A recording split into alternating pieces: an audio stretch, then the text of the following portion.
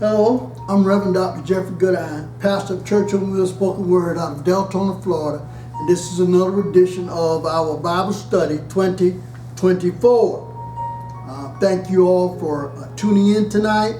Thank you all for coming tonight. Thank you all for not thinking it robbery to take time out of your busy schedule and to be with us today. Thank you all for tuning in. Like us on YouTube at Pastor Jeffrey Goodine. Subscribe and hit the bell to be notified. You'll be notified. You see, I get so many likes and I get so many subscriptions. They say they'll do something. So whatever it is, I don't know, whatever the number is, let's see if we can hit the number. If not, then, well, we'll just go on with it. But that's Pastor Jeffrey Goodine. Subscribe, hit the bell to be notified. Like us on Facebook. Follow us on our Facebook group page, Church on Wheels, Let the Good News Roll. Facebook Live, Jeffrey Goodine. X, which is formerly Twitter, at Goodine Jeffrey. Instagram, Goodine Jeffrey. And Clubhouse, Church on Wheels Ministry. Tonight we are continuing our praying beyond God's ability. Praying beyond God's ability. Now, sometimes we kind of don't know, we don't picture it as to what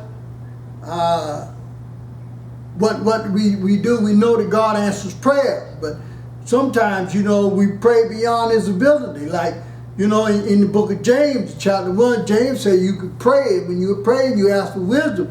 But he said, but you got to pray. You can't pray double-minded. Because if you pray double-minded, then he said, let not that man think he shall receive anything of God. So if you praying double-minded, then you praying beyond God's ability. I mean, technically, you're praying beyond His ability because you're praying double-minded. So tonight we are casting down imaginations. And this is one of this Bible study is going to go after and stay with the mind aspect, our mind aspect, not necessarily our words, but our mind aspect, our imagination.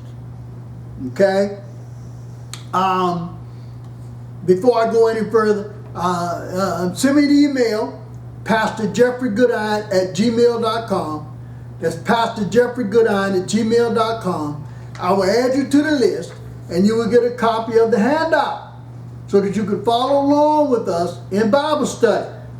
So that's pastorjeffreygoodine@gmail.com, pastorjeffreygoodine@gmail.com, and I'll add you to the list, and you will get a copy of the handout so that you can follow along with us in Bible study. Now tonight, casting down imaginations. Now this has to deal mainly with the mind. Now in our mind aspect, we've got to understand that, we say one thing and then we think something else, and then we want to know, why things don't happen the way they happen, and I don't know I just don't know how to correct that, because we say a lot of things with our mouths. We use words, but words don't always mean what's in our hearts. It don't always mean that.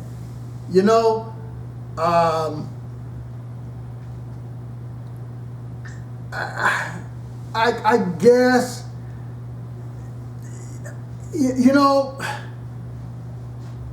I don't know how we all are guilty of that. We're guilty of saying something with our mouths, but in our hearts and our minds, we're thinking something else. Thinking of something else. I mean, if you've never done this, think about when you're dialing a number. And this is back when we had the rotary dials, if y'all remember that. Back when you had the rotary dials, and then you dial a number, and then someone answers the phone, and you go, "Who is this?" And you go, "Well, you call me."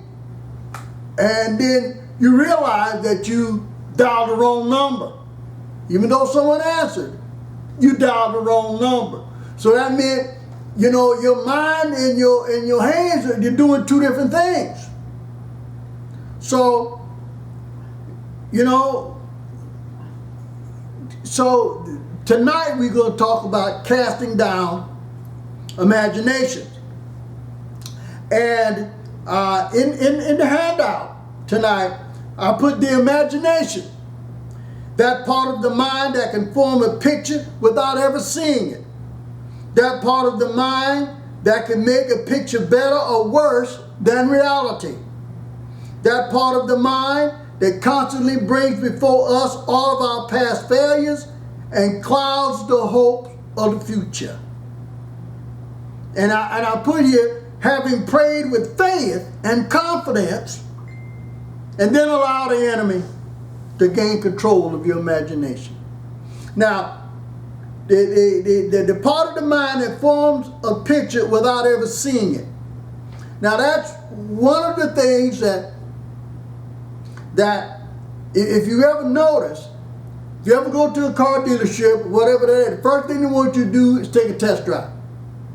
Because if you take a test drive, then that means that in your mind, you're taking ownership of it. You don't even have it yet.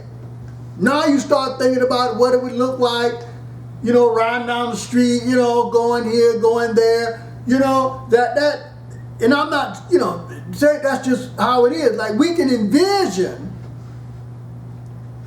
if you can envision without ever seeing it, and this little something we can try. Right now, I want you to close your eyes, and I want you to picture riding down the interstate with the top down on your convertible, hair blowing in the wind. Nice, comfortable day for the top down. Now we can envision that, we can see that, we can almost know how it feels even though we've never done it. Even though we may have never done it, we can picture it. So the mind, as they say, is a terrible thing. The mind is a terrible thing.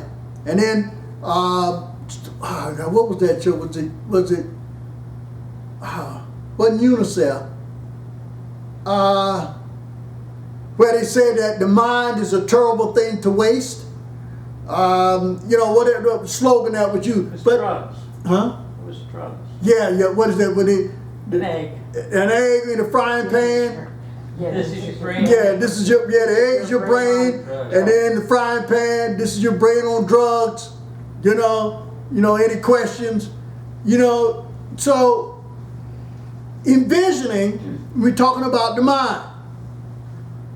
So, again, having prayed with faith and confidence. We're praying with faith and confidence. And then, at that moment at that slight moment, the enemy comes in and gain control of your imagination. Now your mind starts thinking about things you don't want to think about. You've forgotten about what was prayed for, and now you go into, you know, I don't know, defensive mode or something, but you just miss out. It's because, again, the imagination. Now, 2 Corinthians chapter 10, I put verse 5 here, but I think I want to do verses 1 to 5. 2 Corinthians chapter 10, and I'm reading from the King James Version. Now I, Paul, myself beseech you by the meekness and gentleness of Christ, who in presence am based among you, but being absent am bold toward you. But I beseech you that I may not be bold when I am present with that confidence, wherewith I think to be bold against some, which think of us as if we walked according to the flesh. For though we walk in the flesh, we do not war after the flesh. For the weapons of our warfare are not carnal, but mighty through God to pulling down of strongholds, casting down imaginations, and every high thing that exalts itself against the knowledge of God, and bringing into captivity every thought to the obedience of Christ. Now in verse 5, and I'll put an emphasis on verse 5, Paul said we got to cast down these imaginations that exalt us higher than the knowledge of God. Think we're better. And then he says that we got to bring into captivity every thought, that is the imagination, to the obedience of Christ. So again, he's saying it's our mind, that the enemy attacks our minds, our imagination. Now, when Jesus said, love the Lord thy God with all our heart, with all our soul, with all our mind, he's talking about your imagination. Your imagination also. You know, all three. You know, as they say, 2 out of 3 ain't bad. No, not in this instance. Not in this instance. With all thy heart, with all thy mind, with all thy soul, with all thy mind. Now, if you do 2 out of 3, it ain't going to work. So, Paul said we have to cast down these imaginations, cast down these things that go against the knowledge of God.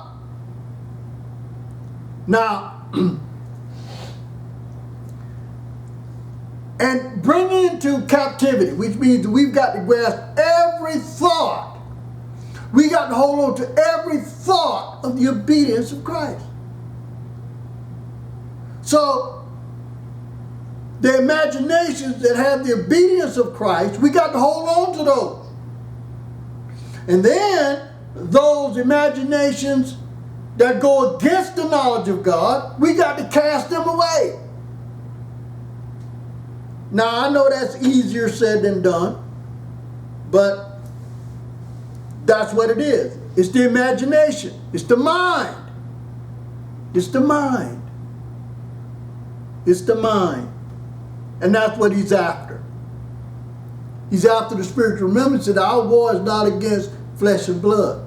It's against principalities. See, we trying to fight a physical war. And he fighting a spiritual war. As they say, you know, we bringing sticks and rocks to a gunfight. It's just not going to happen. And trust me, he's a good shot. The enemy is a good shot. You can run, but no, he's a good shot. He's a good shot. Don't play him. Don't play him short. He's a good shot, and he knows. He's very crafty. You know what? He's so crafty until he's got you thinking that he don't exist. And while changing and messing with your imagination, questioning your belief, but yet you say he don't exist. And we go, yeah, he don't exist. But then every time I try to think about the obedience of Christ, now my mind starts thinking about something else. And as I say, my mind think about things I don't want to think about. So, Paul is telling them they got to cast it down. Paul's telling them, you know, the church at Corinth, we got to cast these things away. We got to hold on to every thought to the obedience of Christ. Not the physicalness of it. Not the physicalness. The physicalness of it would be going to the temple,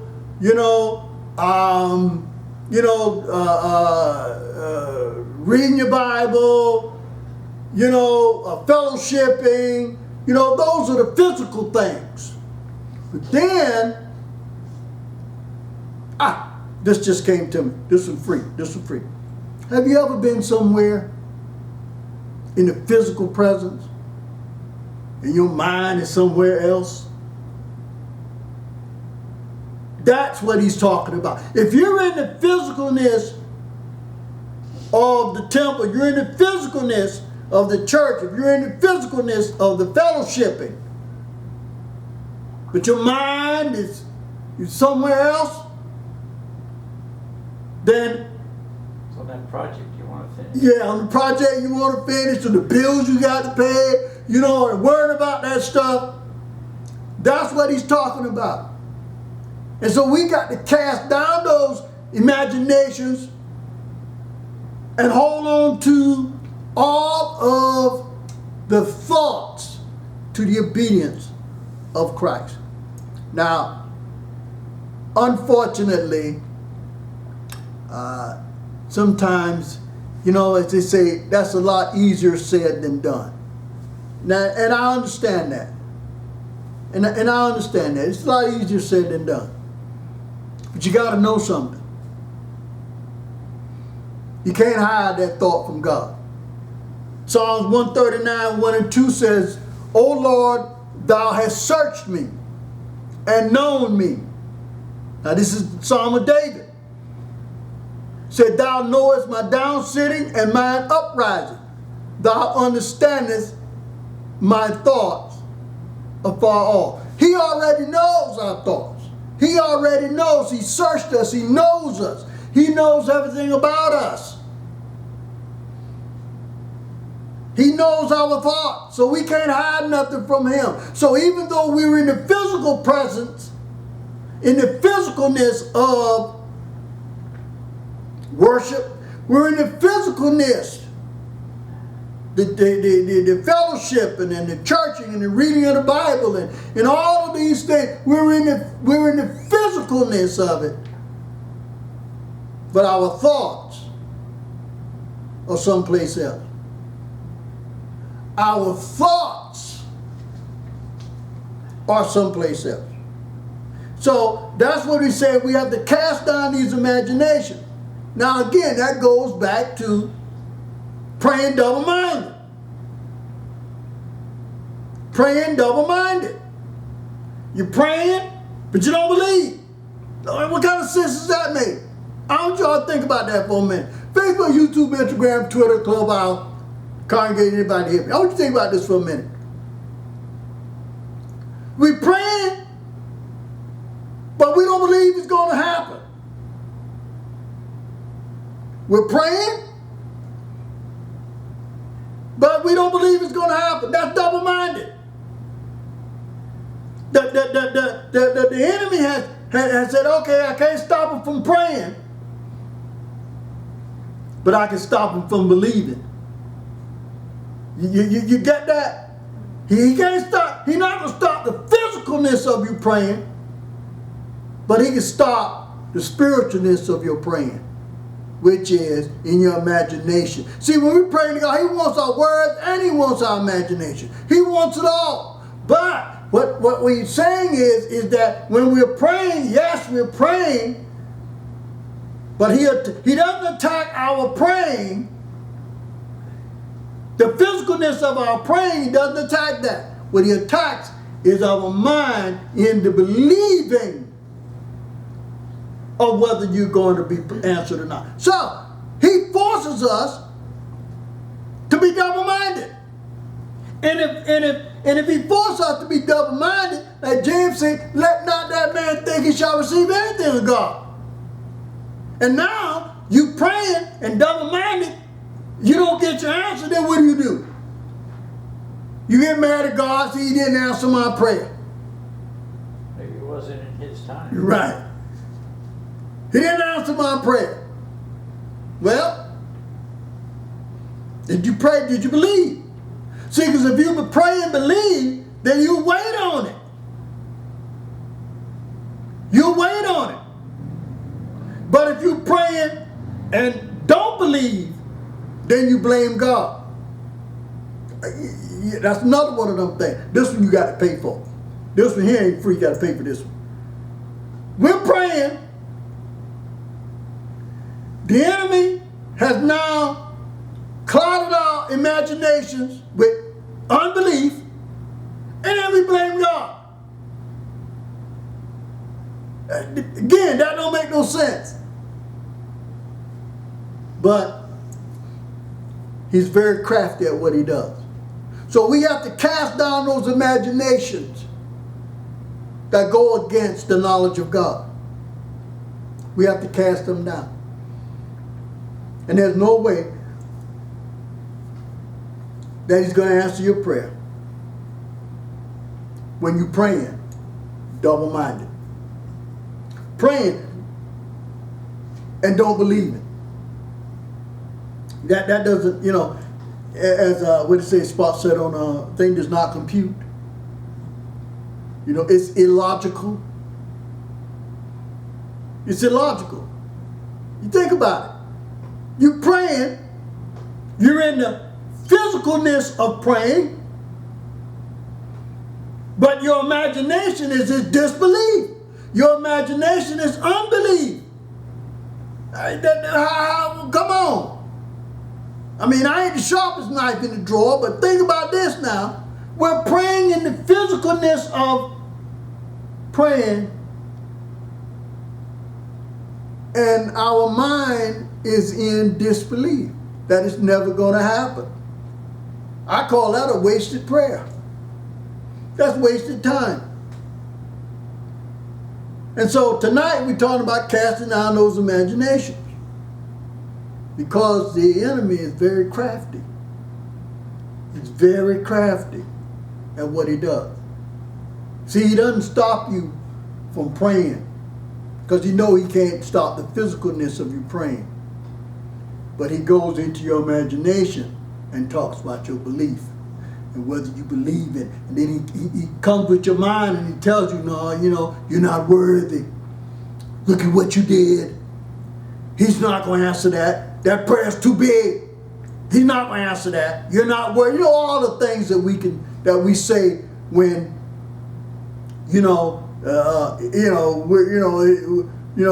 we're doomed. It'll never happen.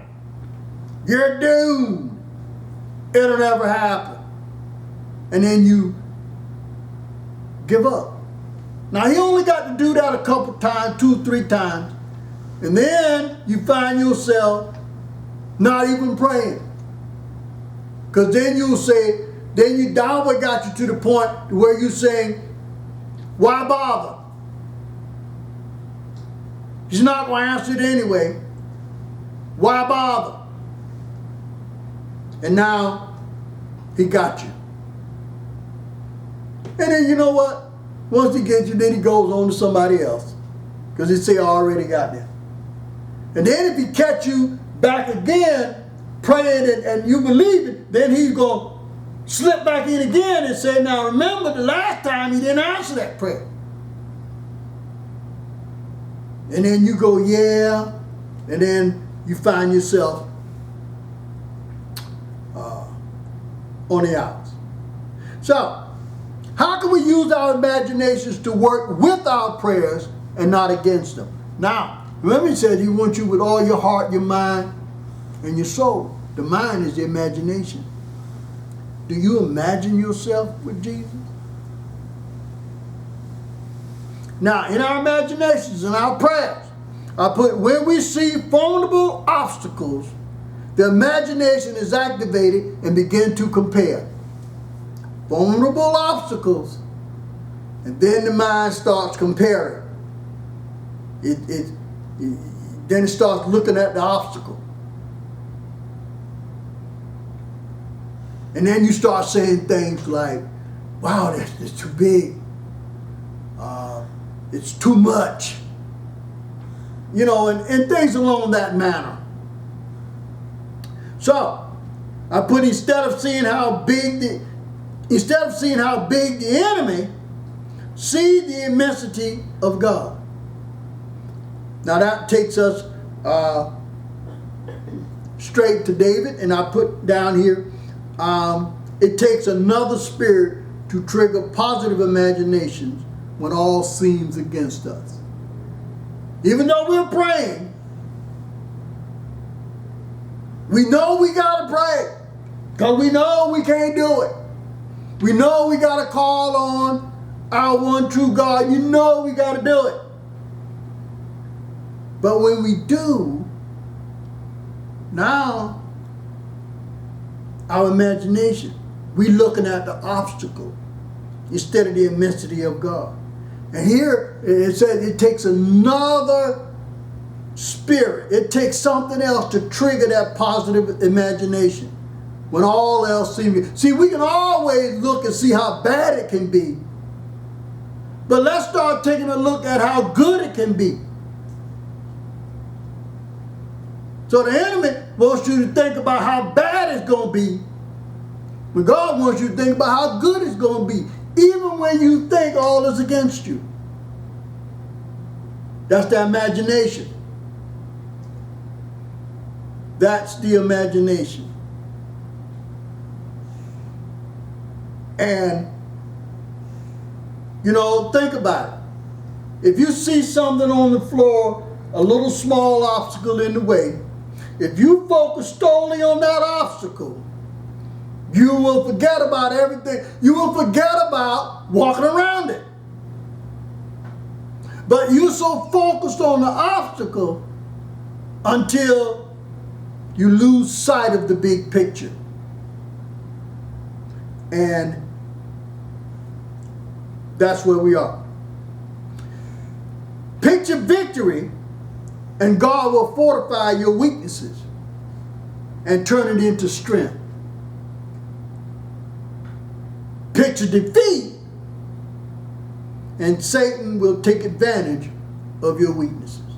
Now you got to picture victory, and God will fortify your weaknesses. He knows you're weak. He knows you can't win. He knows that. You personally know you can't do it. He knows that. But if you picture victory to him, then he will fortify your weaknesses. And he'll turn it into your strength.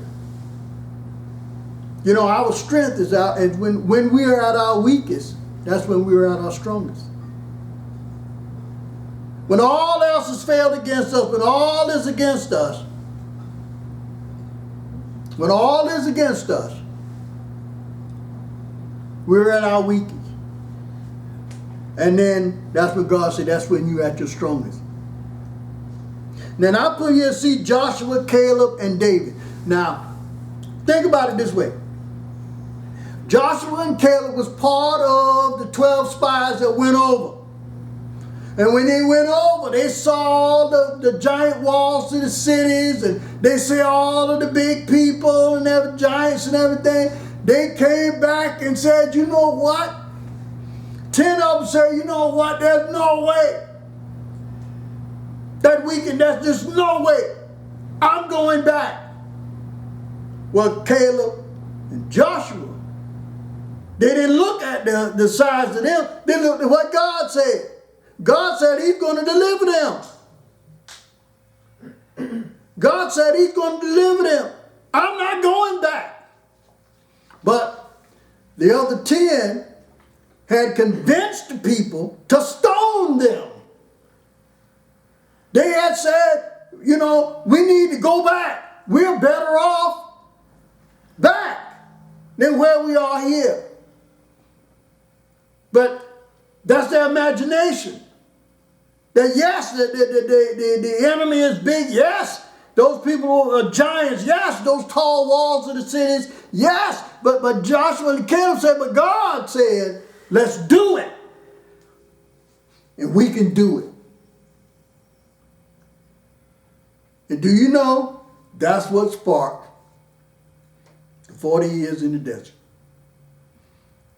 That's what sparked the 40 years in the desert. And then after that, God went bold and said, I'm going to strike them down. This You know, this ungrateful crew, they always complain. I'm going to strike them down. They're not listening. I'm going to strike them down.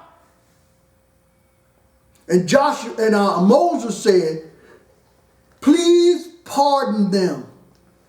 Because if you strike them down, what will the enemy say?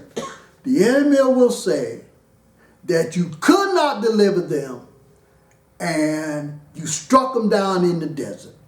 Said that you couldn't. What would they think?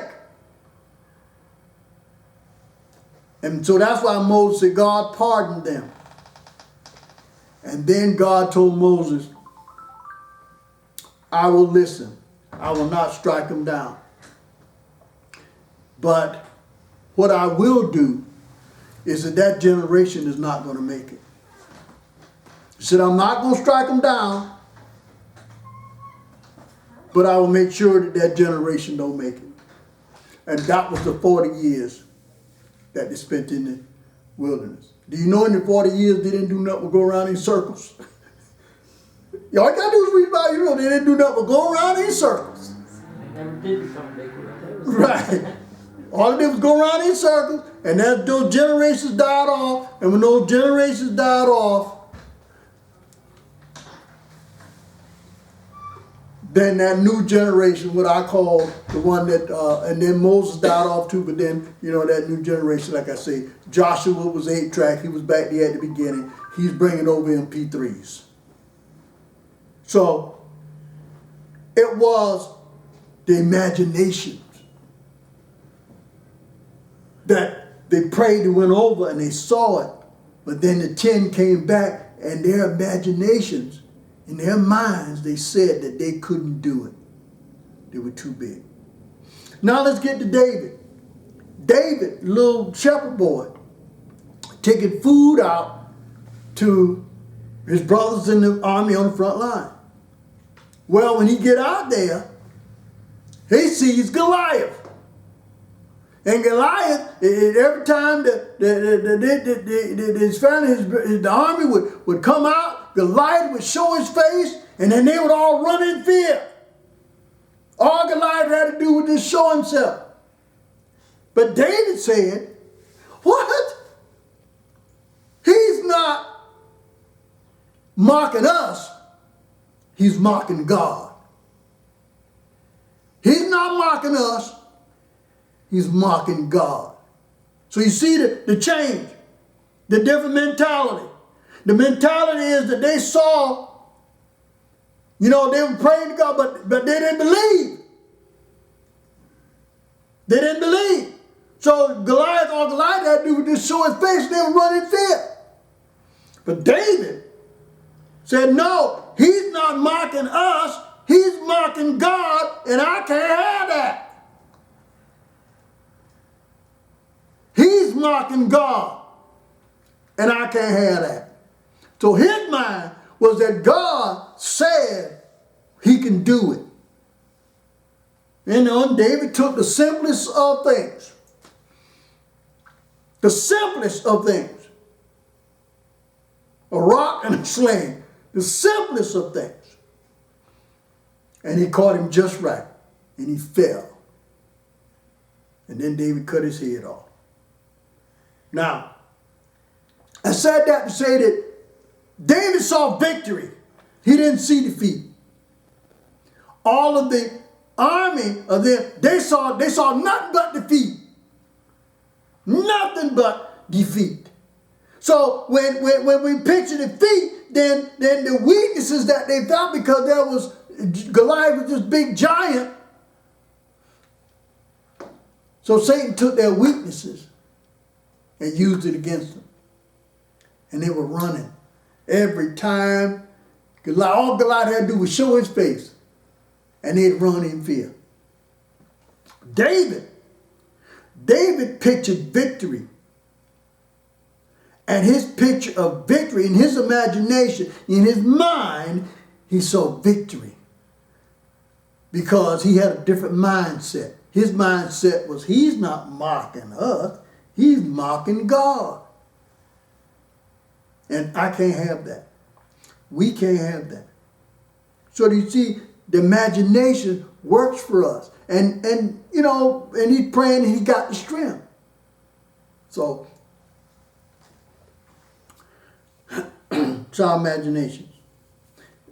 Now I saw this in a book, the next part. I saw this in a book, and I just kind of asked you that. What do you see when we pray? Are things working for us or against us when we're praying? Does Jesus have a smile on his face as you pray or a frown? Now, that, you know, just think about it for a minute. I just put that in there because I liked it. Well, what do we see when we're praying? Do we see victory? Or do we see defeat? Do we see victory? Or do we see defeat? Now, I can tell you this.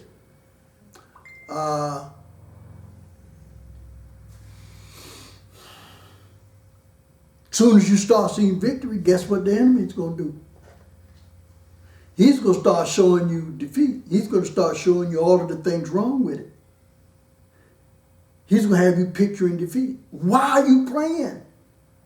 That's that double-mindedness. Now, you're praying for strength over here, but in your mind is telling you you can't do it. That's praying. That's praying double-minded. It's praying double-minded. That's all that is. So, what do we see when we pray? Do we see us winning? Or do we see us losing? Do we spend more time on the obstacles? Or do we spend more time on God? Now, this is a good one. Only you can answer this. When you're praying, does Jesus have a smile on his face? Or is he frowning? I mean, that's up to you. I would hope that when you're praying and you see him while you're praying, that he got a smile on his face. Because you're not praying double-minded. It's you praying and believing. And all of your imagination and everything is focused on him. That would draw a smile to his face, I would hope. But I can surely tell you, praying and then unbelieving definitely is going to draw a frown. It would do one for you. Now, in Hebrews 8 and 10, every time I do Hebrews, say a little joke about Hebrews, man asked his wife to make him some coffee, and she said no. And he said why? She said because in the Bible it says Hebrews, not she-brews. You had to be there. You had to be there. Hebrews 8 and 10. For this is the covenant that I will make with the house of Israel. After those days, saith the Lord, I will put my laws into their mind and write them in their hearts. And I will be to them a God, and they shall be to me a people. Now, I want you to those in there. He said, I will put my laws where? Into their minds. So they'd be thinking about it. Well, guess what? If God is going after your mind, guess what the enemy is doing? Same thing. He's going after your mind too. Now, you say, well, no, he can't. Yes, he can. You've done it before. We're all guilty of that. At some point in our life, we were saying something with our mouth, but our mind was thinking something else. Our minds are someplace else. So we're not focused on what we need to be focused on. We're double-minded. And in the book of James, James said, if you're going to ask, don't ask double-minded. Which he means if you're going to petition God, petition him in prayer. If you're going to petition him in prayer, then don't be double-minded. Don't be double-minded. And we're good at that. Now, he said he could write it on our minds. So he was going to write it put his laws in our mind. So if he gonna put his laws in our mind, then the enemy is coming at us too. The enemy is coming at us too. He's coming after our minds also. Mark 12:30. And thou shalt love the Lord thy God with all thy heart, with all thy soul, with all thy mind, and with all thy strength. This is the first commandment. And then the second commandment is like, and the second is like naming this, thou shalt love thy neighbor as thyself. Now, if you love the Lord with all thy heart, all thy mind, and all thy soul, where can you go wrong? So you have to pray with your heart, your mind, and your soul. How can you lose? How can you lose? Now, the next one, I say, love thy neighbor as thyself, then you won't commit anything. There won't be any disbelief. Because I hope you love yourself.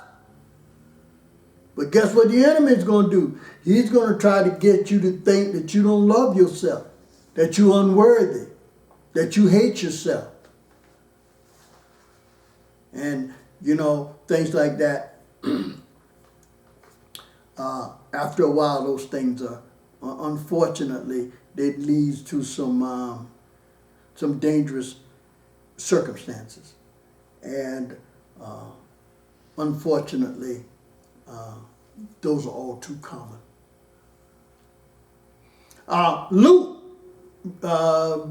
chapter 10, verse 27 said, and he answering said, thou shalt love the Lord thy God with all thy heart, with all thy soul, with all thy strength, with all thy mind, and thy neighbor as thyself. Again, he's saying the same thing. Now, these are two different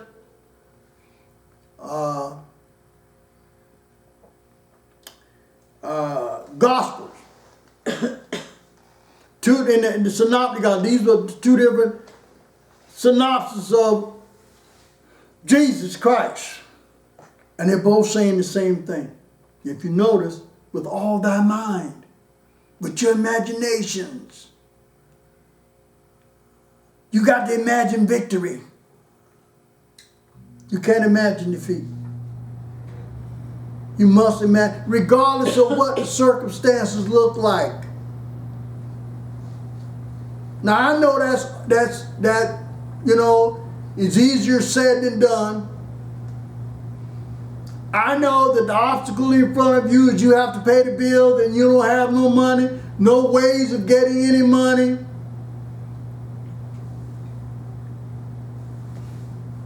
I understand that. But don't lose hope. Because without hope, we perish. We perish. Luke 12:27-29 says, consider the lilies how they grow. They toil not, they spin not. And yet I say unto you, that Solomon in all his glory was not arrayed like one of these.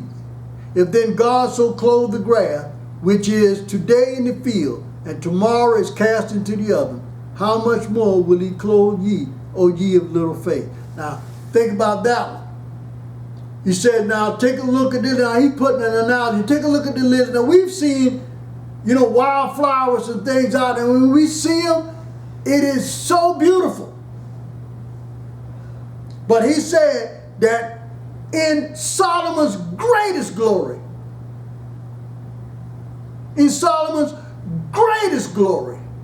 wasn't nothing like that.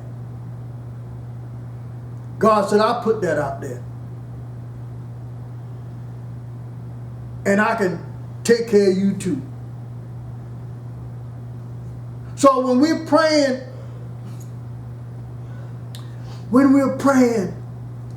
we've got to stay focused. Our hearts, our minds, and our soul must be in the prayer. All of it's got to be focused on Jesus. All of it. Not just two of them. Not 2 out of 3. Not 1 out of 3. But 3 out of 3.